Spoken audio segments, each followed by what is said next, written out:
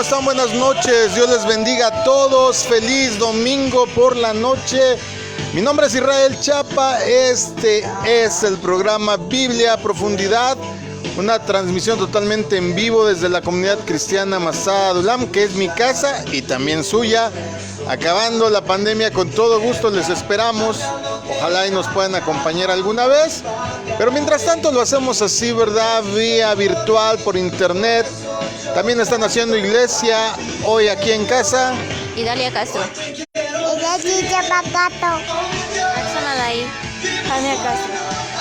Bueno, ahí tienes un saludo de parte de la familia, aquí ya listos para transmitir. Creo que en general me gusta transmitir todos los programas que hacemos, los hacemos con el corazón. Lo hacemos siempre pidiéndole al Señor guianza, siempre rogándole, ¿verdad?, su asistencia para que puedan ser claros y puedan edificar a todas las personas que nos escuchen. Pero en específico creo que el día domingo son los días que más me gusta. Como que uno agarra embaladito el día desde la mañana con el culto.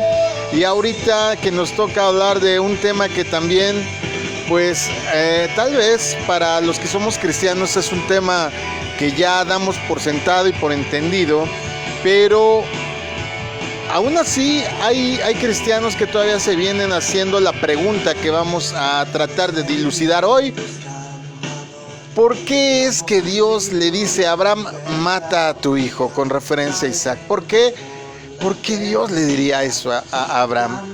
Así es que hoy te invitamos a que no te despegues. Vamos a leer un poquito rápidamente, voy a ocupar de hacerlo lo más ágil posible, pero se va a tratar de entender el mandato impactante de Dios cuando le dice a Abraham, mata a tu hijo. Prepárate, ponte cómodo, pero no tan cómodo que te puedas dormir. Ponte cómoda para escuchar la palabra de Dios, acércate por ahí la botana. Algo que me gusta de estas enseñanzas, que a pesar de que estamos hablando Biblia, estamos hablando palabra de Dios, al no ser tan solemne, por ejemplo, como el culto, alguien me preguntaba, ¿por qué los domingos por la mañana siento esa electricidad en mi cuerpo? Me dan ganas de llorar, de gritar. Hoy alguien me escribió, muchas gracias, porque yo tenía una etiqueta en mi mente y en mi corazón. Hoy hablamos de las etiquetas que ponemos, por cierto. Ahí sí puedes escuchar la enseñanza, está ahí en nuestro canal de YouTube. Pero pues sobre todo es la diferencia, porque en la prédica estamos dándote un anuncio, un pregón, estamos dándote, ¿verdad?, la palabra de Dios de manera que puedas asimilarla, entenderla. Sale como un edicto, como una proclama, ¿verdad? Por eso se llama prédica. Y en estas enseñanzas, a pesar de que estamos enseñando palabra de Dios, podemos tomarla pues de una manera un poco más ágil, más light. Y si es la primera vez que nos escuchas, no te preocupes. Regálame los primeros 20 minutos y te aseguro que ni vas a sentir el tiempo. Porque cuando la palabra es deliciosa, no importa el tiempo que pase. Claro, tratamos de hacerlo asequible a todas las personas, a todos los oídos, tanto a los que ya conocen la palabra como a los que no. Y comenzando, te damos nuestras redes sociales. Amén. Por Twitter es @masadadulam. Por Facebook es .com/masada.adulam. El número del WhatsApp 55 83 88 20 35 y el de línea directa al 55 76 90 95 89. El email es masadadulam@gmail.com, todo con minúscula, doble S enmasada en todas nuestras redes. Y recuerda que por YouTube es Israel Chapa, todo con mayúscula, una sola R.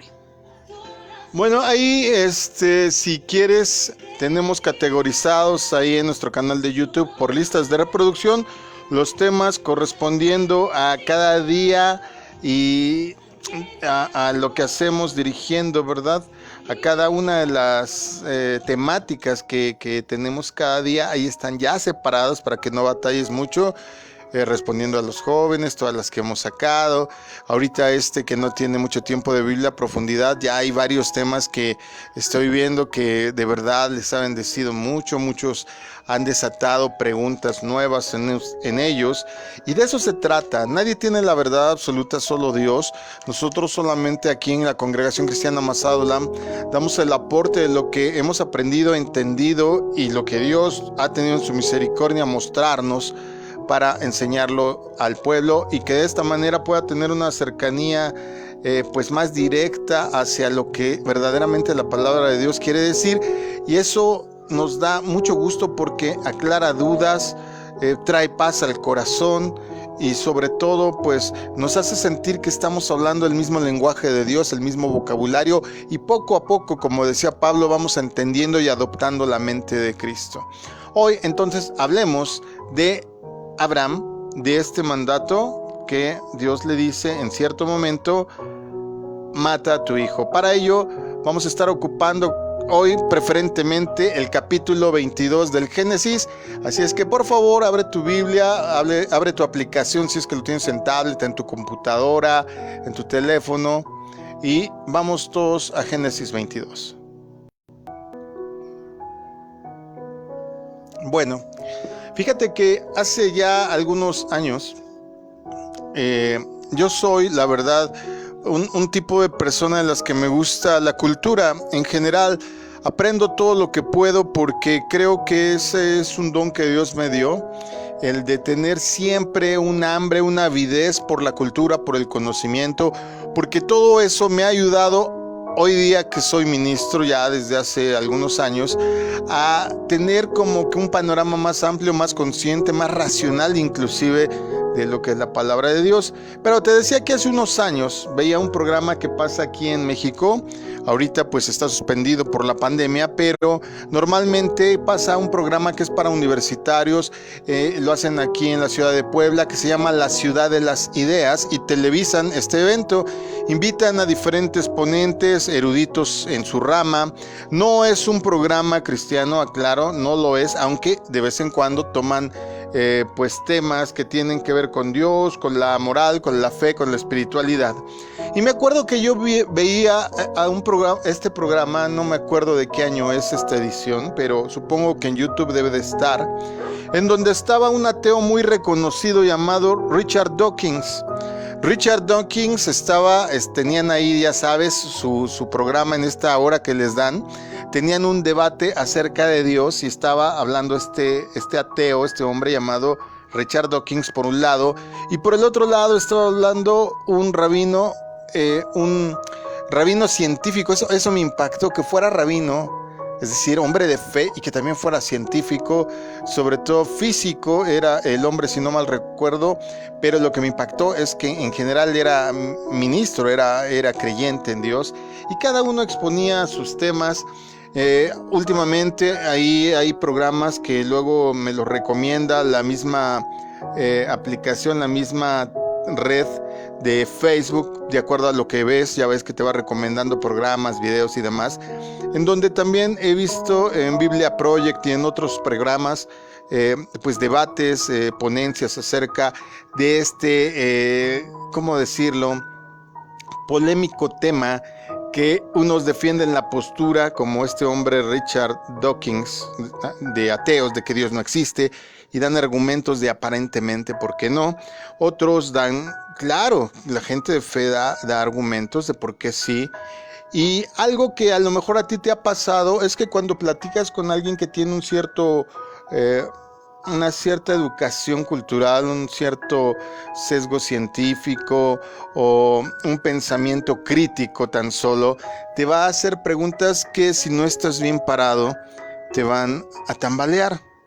Porque tristemente, y lo digo con todo el corazón pues doliente, el cristiano estudia muy poco. El cristiano se conforma con su fe y a veces no sustenta esa fe con el conocimiento, y fe sin obras es fe muerta, acuérdate. Y al decir obras, Santiago también se refiere al acto de aprender más de Dios. Entonces, todo este tema ya lo tenía yo preparado desde hace ya años, pero lo fuimos puliendo de acuerdo a las preguntas que nos hacían. Quiero referirme a este hombre, por eso lo mencioné, a Richard Dawkins, porque él es una de las personas de las que yo he escuchado, leído y visto que realmente odian la Biblia. Richard Dawkins es ateo y realmente odia la Biblia. Sin embargo, hay algunas personas que realmente aman la Biblia. No me estoy refiriendo solo a cristianos promedio. Hay personas, espero, y yo me considero uno de ellos, que amamos verdaderamente la Biblia, no solo partes de ella, amamos cada palabra, amamos cada versículo, amamos cada pasaje, porque sabemos que aún en las cosas más inconcebibles, ahí está un misterio, ahí está una revelación, ahí está el maná oculto que Dios tiene como premio para aquellos que verdaderamente se deleitan, como dice el Salmo, ¿verdad?, en su palabra. Hay personas que, al igual que un servidor, amamos la Biblia, cada palabra. Todas estas personas que amamos la Biblia, y perdón, ahora sí no quiero pecar de falsa modestia, yo amo la Biblia. Todas las personas que amamos la Biblia no somos ingenuos, porque luego se nos tilda de eso, ¿verdad?, de fanáticos religiosos. Desgraciadamente, pues de acuerdo a la educación en nuestro país, pues muchas personas llegan al evangelio, muchos con apenas primaria, secundaria, y cuando te enfrentas, por ejemplo, en un diálogo abierto con una persona que tiene más estudios que tú, la sufres mucho. Quiero decirles a todos ellos, si alguien por curiosidad de todos estos personajes que son pues el exponente realmente del lado contrario de los que amamos la Biblia, nosotros no somos ingenuos. Nosotros, los que amamos la Biblia, no somos neandertales que accidentalmente sobrevivimos hasta el siglo XXI. No somos deformes ni maliciosos. Simplemente somos cristianos normales que apreciamos el regalo de haber nacido de nuevo. Una parte de la Biblia que los cristianos normales como yo, que hemos nacido de nuevo y que realmente amamos la Biblia, es Génesis 22 por todo lo que representa. Y este hombre del que te menciono, Richard Dawkins, es una persona que realmente odia la Biblia, pero en específico odia este pasaje.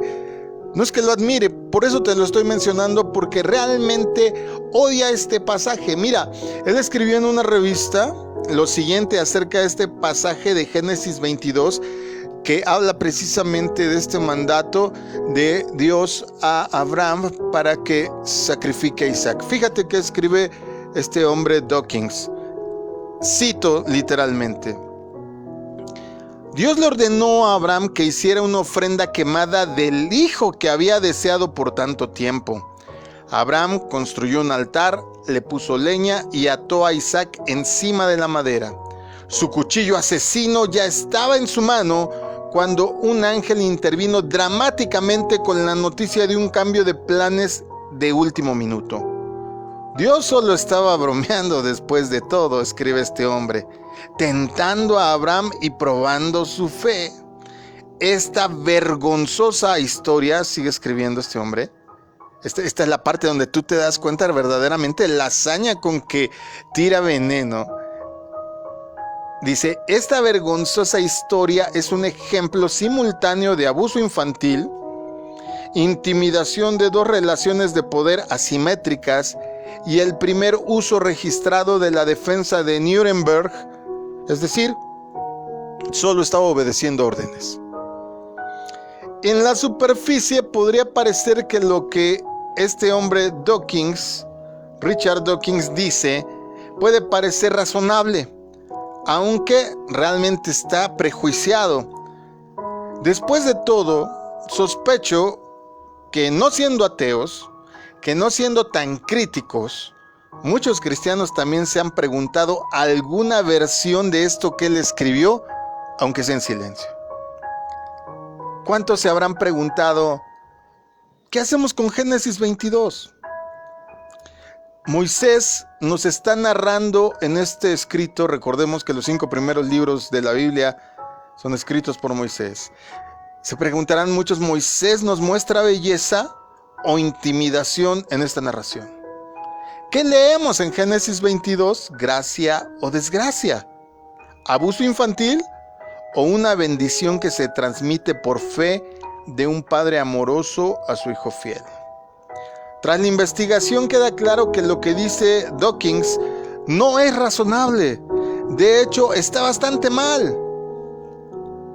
Génesis 22 en realidad nos está narrando una prueba, pero ¿en qué sentido? Fíjate bien, como narrador casi omnisciente. ¿Por qué digo que Moisés es un narrador casi omnisciente? Porque nos narra cosas de antes de la fundación del mundo. Claramente, cuando alguna vez un niño me preguntó y me tocó dar escuela bíblica para infantes en la iglesia, porque mira cómo aprendes de los niños de las preguntas que hacen. Alguno de ellos me preguntó, ¿verdad? ¿Y cómo supieron que pasaron esas cosas? Y otro preguntó, ¿y qué hizo Moisés durante 40 días ahí arriba en el monte? Pues estaba, escribe y escribe todas estas cosas que le iba dictando el Señor. Por eso digo que casi Moisés era un narrador casi omnisciente. Él escribe acerca de esto en Génesis 22:1. Después de todo esto, Dios puso a prueba a Abraham. Le dijo, Abraham, y él le dijo, aquí estoy. Es importante destacar que Moisés no dice que Dios castigó a Abraham. ¿Te fijas? Tampoco dice Dios tentó a Abraham. Dice Dios probó a Abraham. ¿Por qué es importante esta sola palabra? Bueno, cualquier lector con discernimiento se preguntará ¿por qué Dios ordena el sacrificio de los niños? Es algo que haría Moloch, que haría Dagón, no Yahweh, no el Señor. La pregunta, cuando no tienes bien puestos los pies en el Evangelio, no tienes la profundidad de conocimiento que se requiere para entender esta orden, nos molesta. Y nos molesta cuando alguien que no conoce Biblia, pero que está empecinado en hacernos repelar, en renegar del Evangelio, o quizá cree que hasta puede demostrar que Dios no existe, nos la avienta a la cara. Esta molestia a veces está ahí como un sonidito de motor. Y nos preguntamos ¿por qué está puesto este pasaje ahí? ¿No se lo podía haber ahorrado el Señor? Y si nos está diciendo que algo podría estar, este pasaje, si se podría evidenciar que algo en el carácter de Dios está terriblemente mal. Porque hay personas que aún cristianas se lo preguntan. Recordemos la tónica de todo lo que hemos enseñado en estos programas, sobre todo de domingo, de teología, de Biblia a profundidad. Dios es una línea. Sus mandatos son verdaderos, es inconmovible, por tanto, Él nunca se va a contradecir. Si yo te pregunto en algún momento, Dios alguna vez en otra parte de la Biblia encuentres que haya sacrificado a los hijos de Israel, a los pequeños, ¿has encontrado algún pasaje así? No. Parecería entonces razonablemente que este pasaje como que es incómodo y está ahí. Y cuando alguien más te lo arroja a la cara y no sabes explicarlo, pues parecería ser casi hasta un acto inmoral. Algunos podrán decir, bueno, Dios no le ordenó a Abraham que lo matara en realidad. Luego me da risa porque luego esto te argumenta la gente, ¿verdad? No, pero es que si usted lee bien, pastor, ahí no dice que Dios le dijo a Abraham, mata a tu hijo.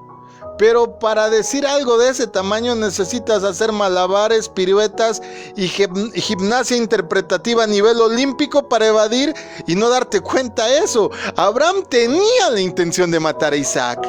Eso significa sacrificio. Está bastante claro. Entonces, si esto ha quedado revelado, sí iba a haber un sacrificio. ¿Cómo desenredamos el nudo de si Dios es inmoral por ordenar una cosa inmoral? O aparentemente, hasta donde vamos, así podría parecer. Haciendo caso a lo que dijo este hombre Richard Dawkins, podríamos creerle cuando no estamos con la información correcta. Por eso, este es un tema relevante para nuestra fe y te darás cuenta al final por qué. La palabra prueba va a ser nuestra llave maestra para darle luz a este pasaje. Dios le ordena a Abraham que haga esto como un examen de única pregunta. Le dice, Abraham, te voy a hacer un examen de solo una pregunta. ¿Cuál es la pregunta? Abraham, ¿confías en mí? Recordemos algo, iglesia y amados que nos oyen. Abraham tuvo un 5 en ese mismo examen tan solo unos cuantos días y meses atrás.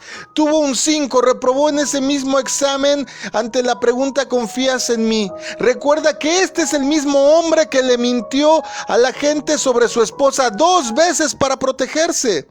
Se acostó con la sirviente de su esposa porque dudaba que Dios cumpliera de su palabra. Por supuesto, Dios ya sabe lo que va a pasar.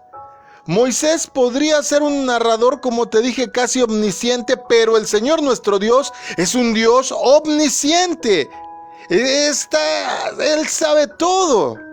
Esta prueba no está llenando un vacío en el entendimiento de Dios. Es decir, Dios no le está poniendo a Abraham esta prueba como para decirle: Abraham, quiero saber si tú confías. No se le está preguntando Dios para él mismo.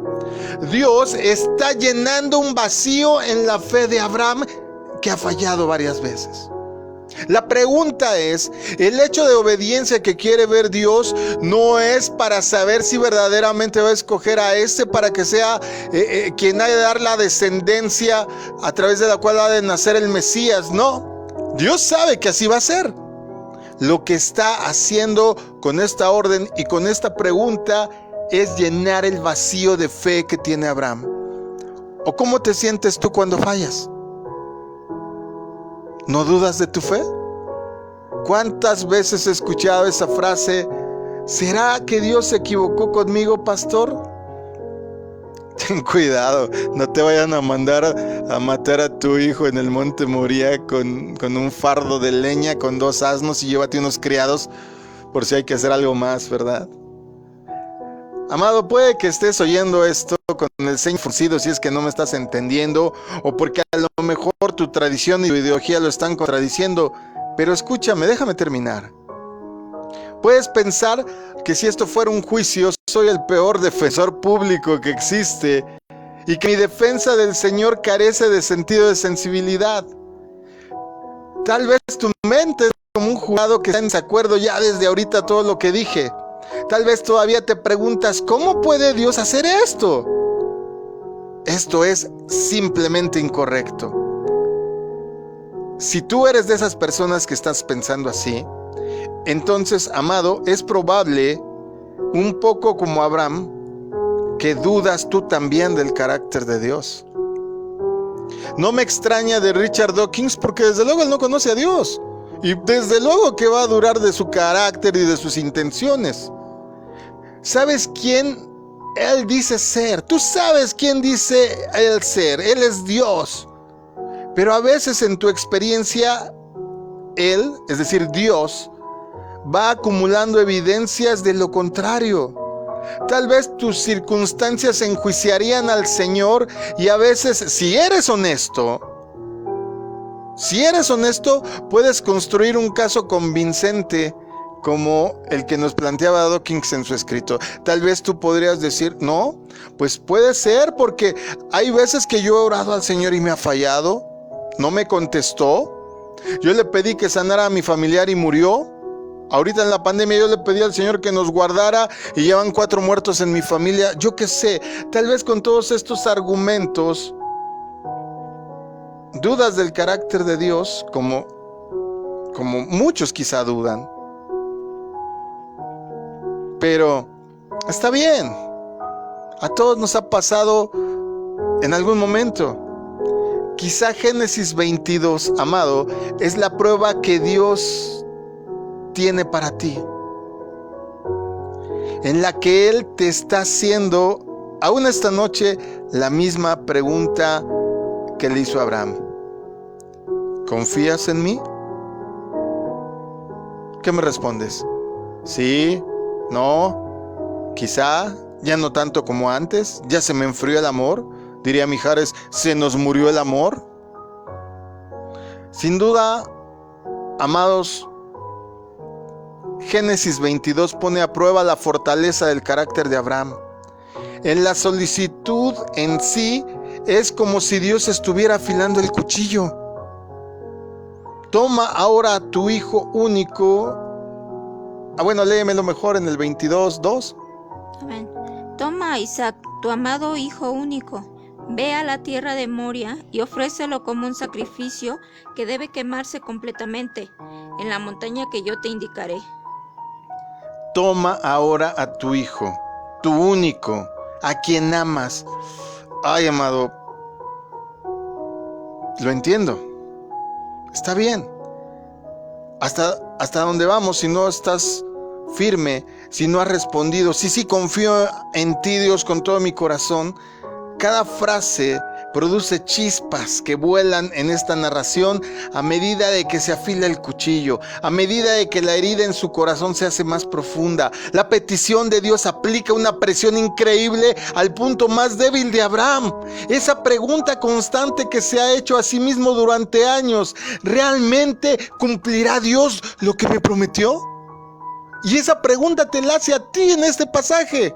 ¿Confías en mí? Porque tú, y sé honesto esta noche, también te has preguntado: ¿realmente Dios cumplirá lo que me ha prometido? ¿Cómo respondería Abraham esta vez? ¿Ya habrá cambiado? ¿Negó a su esposa? ¿Se metió con la esclava egipcia? ¿Ya habrá cambiado? La respuesta es sí. Abraham se levantó muy de mañana, aparejó su asno, tomó con él a 2 de sus criados, y pasó esto en el 22:3 de Génesis. A la mañana siguiente, Abraham se levantó temprano, ensilló su burro y se fue con 2 siervos y su hijo. Cortó la leña para usarla en el sacrificio y se fueron luego hacia el lugar que Dios le indicó. ¿Qué espera Abraham que pase? ¿Qué espera Abraham que pase?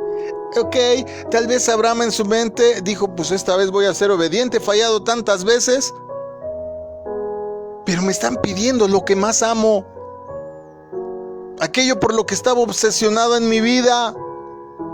¿Qué es lo que espera Isaac? ¿Qué es lo que va a pasar con Isaac? ¿Qué es lo que espera Abraham que pase con Isaac? Amado, Abraham espera que Isaac muera. Fue con esa idea. Pero no termina ahí su intención, su actitud. En verdad, Abraham espera que Isaac muera, pero también espera que vuelva a la vida. Ahorita te voy a explicar por qué. El 22:5 de Génesis dice: Entonces Abraham dijo a sus siervos: quédense aquí con el burro, el muchacho y yo iremos allá, adoraremos a Dios y volveremos por ustedes. A menos que esté engañando intencionalmente a sus siervos, lo cual no tenemos razón alguna para creerlo, está claro que Abraham cree que Isaac regresará con él. Les dice: quédense aquí con el asno, yo y el muchacho iremos hasta allá, adoraremos, y subrayo, y volveremos, plural, ambos dos, a ustedes. Queda claro a partir de los hechos siguientes, los cuales Moisés nos sigue narrando detallada y magistralmente hasta generar tensión. Yo cuando leo este pasaje siempre me tenso, aunque sé qué es lo que va a pasar, porque trato de imaginarme el ánimo, la actitud de Abraham. Y Abraham también creía que él iba a matar a su hijo. Sí, la pregunta inocente que Isaac hace destruye esta tesis. ¿Tú crees que estoy equivocándome? Veamos qué pasa más adelante. Con la madera atada a la espalda, Isaac hace una pregunta que es medular, ahí en el verso 7. Entonces Isaac le dijo a su padre Abraham: Padre. Él le contestó: Dime, hijo mío. Aquí tenemos la leña y el fuego, pero ¿dónde está el cordero que vamos a sacrificar? Aquí están el fuego y la leña, pero ¿dónde está el cordero para el holocausto? Abraham responde de una forma un tanto enigmática: Dios proveerá para sí, para él mismo, el cordero para el holocausto, hijo mío. Wow. Estamos cara a cara con una dificultad de interpretación aquí. En este pasaje hay una complejidad de interpretación terrible. Esta palabra, esta frase al final, hijo mío, es esta frase, el hijo mío de Abraham, afectuoso, o para poner una, se diría en término técnico, o para expresar una posición aposicional. Te explico. Está diciendo Abraham, hijo mío, no te preocupes, Dios proveerá un cordero. O está diciendo, Dios proveerá un cordero, es decir, mi hijo. No hay manera de saber cuál es la intención de esta frase. Está diciendo Abraham, hijo, no te preocupes, Dios va a proveer el cordero. O está diciendo, Dios ya proveyó el cordero, eres tú, hijo. Wow, ¿se fijan cómo es complejo? ¿Se fijan? Creo que en este caso, de acuerdo a lo que pasa después usando la hermenéutica, es la segunda opción. Dios está diciendo, Dios proveerá un cordero, eres tú, mi hijo. Por eso te aseguro que Abraham estaba esperando que su hijo muriera. Tenía fe, confiaba. Y si a mí me pusiera Dios en la misma posición de Abraham, yo haría exactamente lo mismo. ¿Sabes qué? Porque sé que todo lo que hace Dios es una línea recta y no se mueve de ella. Y si Dios antes de esto no había pedido un sacrificio humano, sobre todo quemado, porque le dice, lo quiero como holocausto, y como holocausto es que quedara hasta las cenizas de quemado. Nunca lo había pedido antes y nunca lo pidió después. Por eso, si a mí me lo pidiera, yo lo cumpliría igual exactamente que Abraham.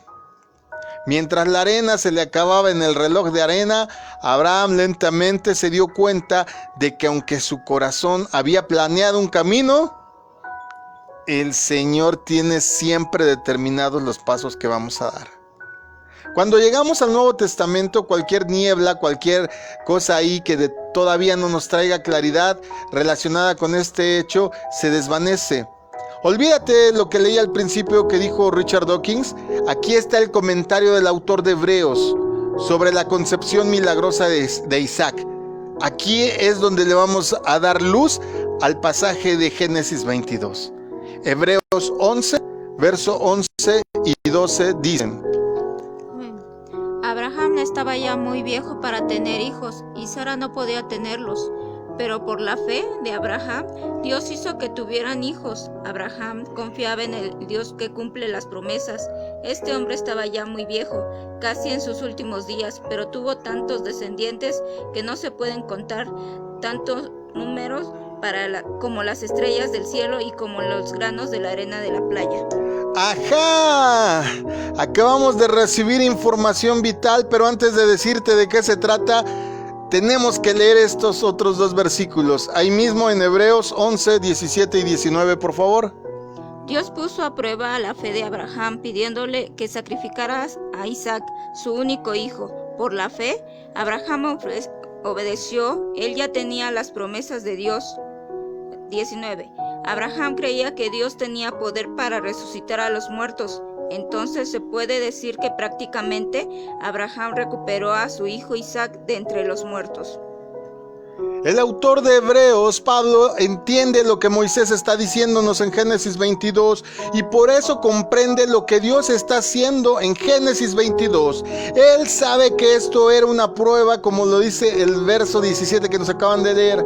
Pero ¿cómo sabe que Abraham consideró que Dios era poderoso para levantar a un Isaac aún de entre los muertos? Dos razones fundamentales. Primero, porque eso es lo que sucedió en el momento, al menos en sentido figurado, como nos lo dice el versículo 19. El cuchillo de matar de Abraham colgaba de manera ominiosa sobre el cuello de Isaac.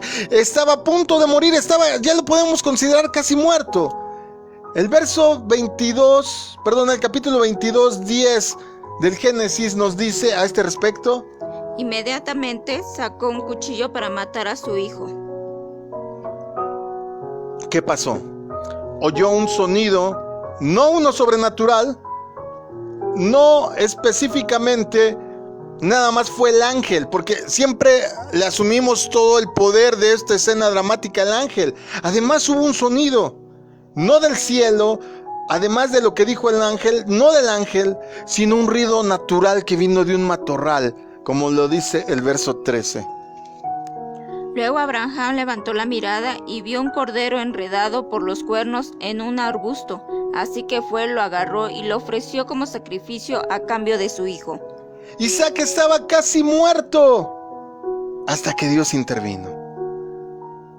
La segunda razón, la cual considero aún más esencial, por la que Abraham creía que Isaac sería resucitado, porque la vida de Abraham había sido definida por la resurrección. Tal vez finalmente se dio cuenta, por fin ya viejo, entrado en años, habiéndose equivocado tantas veces, que el camino al monte Moriah era un tiempo para que él pensara, para que él meditara, para que él reflexionara. Al escuchar la extraña petición del Señor, la vida de Abraham vino a su memoria en este trayecto. Finalmente le cayó el 20, como decimos en México, entró en razón y llegó a la conclusión correcta. Dios puede hacer cualquier cosa, y por eso confió en Él. Él recordó que aunque él y su esposa ya eran ancianos, nos leyeron hace un momento, entrados en años, ya casi a punto de morir, nos dice la versión que nos leyeron. A Sara le había cesado ya la costumbre de las mujeres. Dios prometió darle un hijo. Tal vez recordó la risa de Sara cuando escuchó la promesa jocosa de ella, que cuando preguntó: ¿tendré placer después de haber envejecido, siendo ya también viejo mi señor? Quizá incluso recordó la suave reprensión cuando le contesta el enviado del Señor: ¿hay algo demasiado difícil para el Señor? Quizá miró atrás en su vida por primera vez. Vio lo que siempre había estado ahí: resurrección, resurrección, resurrección. La Biblia nos dice que prácticamente estaba muerto Abraham. Ya sus espermas estaban muertos. La costumbre de Sara estaba cesada. Se refiere a la menstruación. Esta era una mujer menopáusica, ya nada más esperando la muerte. Si ya había hecho esto un par de ocasiones, el Señor no lo podría volver a hacer. La vida de Abraham fue un despliegue de resurrección, amado. Desde el momento en que Dios lo llamó a salir de Ur, Dios había mostrado su poder de resurrección una y otra vez. Esa es la razón por la que el autor de Hebreos puede decir que Abraham, al igual que Isaac y Sara, estaban casi muertos, como lo dice Hebreos 11. Hebreos 11, versículo 12.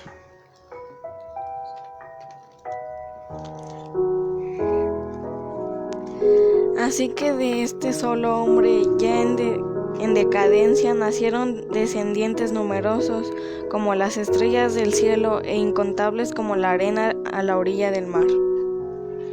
En resumen, Abraham creyó que Isaac moriría, pero también que resucitaría, porque Abraham sabía que él mismo ya estaba como muerto y Dios lo había resucitado a tener una nueva vida, nueva fuerza, nueva ilusión una vez que le dio el hijo. Él y Sara, a pesar de estar casi muertos y ancianos, tuvieron un hijo. ¿Es una resurrección demasiado difícil para el Señor? Claro que no. ¿Por qué no otra? ¿Por qué no otra? Cuando leemos Génesis 22, cuando tú lees Génesis 22, ¿qué ves?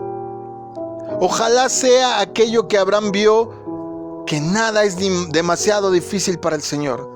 Todo esto, por supuesto, es como un letrero de neón de esos brillosos que señalan la muerte del Hijo unigénito. Esta es una sombra perfecta, esta es una flecha que nos está señalando lo que iba a pasar más adelante, la muerte del Hijo unigénito, del Hijo del Padre, de Jesús a quien Él amaba. Las conexiones de este pasaje, si los puedes ver, ahora que te lo estoy explicando con atención, son tan obvias que parecen una alegoría. Fíjate. En ambas, refiriéndome a Jesús y refiriéndome a este pasaje, en ambos casos hay un padre amoroso. También hay un hijo obediente caminando hacia su muerte. Hay madera atada a su espada. A su espalda, ¿verdad? Dije a su espada. Atada a su espalda. Y desde luego hay un cordero sustituto. ¡Ajá, qué misericordia! ¡Wow! Ya estaba ahí lo que iba a pasar desde antes. Pero quizá todavía una predicción profética más allá de estos detalles es la ubicación de toda esta escena. En Génesis 22 se nos dice que el monte es Moriah, el monte en donde hoy está el templo de Jerusalén. Segundo libro de Crónicas 3:1 dice: Salomón comenzó a construir el templo del Señor en el monte Moria, en Jerusalén, donde el Señor se le había aparecido a su padre David. Lo construyó en el lugar que David había destinado, esto es, en la parcela de Araúna. Esto, amados, significa que el sacrificio de Isaac, que fue evitado, llegó a ser una institución para el pueblo de Dios a lo largo de muchas generaciones. Ahí donde se pidió un sacrificio, se hicieron durante muchos años sacrificios en ese templo una y otra vez. La historia y la experiencia de Abraham se convirtieron en parte de la formación histórica, pero también espiritual de lo que habría de ser su pueblo. Ofrecieron sacrificios, alabaron a Dios por su provisión continua una y otra vez en ese lugar. La muerte de Jesús terminó con todo eso. Su sangre removió cualquier necesidad de un sistema de sacrificios que volviera a ser repetitivo, como lo registra Hebreos 9:11. Cristo, por el contrario, al presentarse como sumo sacerdote de los bienes definitivos en el tabernáculo más excelente y perfecto, no hecho por manos humanas, es decir, que no es de esta creación. No hay necesidad de que el sacrificio de Isaac sea ahora una institución para nosotros, porque la institución se derrumbó y en su lugar el único y suficiente sacrificio de Jesús. Así que no hacemos nada, amados, para volver a experimentar la salvación. Simplemente, si ya hemos confesado su nombre, si ya tenemos la sangre preciosa que consideramos en nosotros, solamente tenemos que creer, y así una y otra vez. Y como Abraham muestra su fe, que le es contada como justicia, así también tendríamos que hacer nosotros. Y como Isaac demostramos que todos somos hijos de Abraham. Por eso Pablo le dijo a una de las iglesias que estaba obsesionada con impresionar a Dios, le dice lo siguiente en la carta a los Gálatas, capítulo 3, verso 7. Por lo tanto, sepan que uno de los descendientes de Abraham son aquellos que viven por fe. Y el 13 y el 14. Cristo nos rescató de la maldición de la ley al hacerse maldición por nosotros, pues está escrito: maldito todo el que es colgado de un madero. Así sucedió para que por medio de Jesucristo la bendición prometida a Abraham llegara a las naciones, y para que por la fe recibiéramos el Espíritu según la promesa. Wow. Entonces, amados amigos, permítanme preguntarles de nuevo: cuando leen Génesis 22, ¿qué es lo que ven? Ojalá veas una historia de amor de un padre por su hijo, la confianza de un hijo en su padre y una bendición prometida que se transmite por fe de una generación a la siguiente, hasta que, ¿sabes qué? Esta promesa, esta confianza y esta bendición llegó a ti. Cuánta gracia y cuánta misericordia. Amén. De verdad que la Biblia es deleitosa. La Biblia es como un pozo insondable, no tiene límite, no tiene fondo. ¿Cuánto hay que todavía debemos de saber y sobre todo entender? La orden no fue para probar solo la fe de Abraham. Dios no tenía que probar nada, Él ya sabía que iba a resultar de eso. La prueba era para que Abraham restituyera su fe y llenara ese vacío de saber que tantas veces había fallado. que recordara a Abraham en ese camino hacia el monte, en ese trayecto, todo lo que Dios había hecho y que a él lo había prácticamente resucitado al igual que a su esposa. ¿Por qué no lo iba a hacer una vez más? Finalmente, yo espero que tú y que yo podamos, además de conocer ese sacrificio, apreciarlo cada día. Ojalá así sea. Mi nombre es Israel Chapa. Esto fue Biblia a Profundidad. También estuvieron Y dale acaso. Axamaday, Haliakas. Que Dios te bendiga, que te guarde, que te dé paz, que te dé gozo, que te den ganas de querer saber más de quién es Dios, cuáles son las intenciones de su corazón y cómo opera su mente. Entonces, verdaderamente podremos estar delante de su presencia. Mañana, si tú quieres y Dios lo permite, estaremos como todos los lunes 8 de la noche dando nuestro discipulado básico. Mañana todavía tenemos programa y con eso, como toda la barra que tenemos de programas, estaremos finalizando nuestras transmisiones de fin de semana. Así es que mañana vamos a hablar del machismo. Vamos a hablar del machismo. ¿Qué onda? ¿Verdad? Con el machismo de acuerdo a la Biblia, porque por ahí hay muchos varones que no han entendido cuál es la función del hombre en su casa y se creen amos y señores, reyes, y que nadie les puede rebatir. Vamos a ver qué dice la Biblia al respecto. Que Dios te bendiga, descansa, cuídate por favor, esto todavía no termina. Y que Dios te otorgue paz y que te otorgue la capacidad de sentir su amor. Dios te bendiga. Hasta mañana. El grito resonante de libertad, haga lo que haga, jamás pagaré lo que hiciste por mí, por eso yo canto.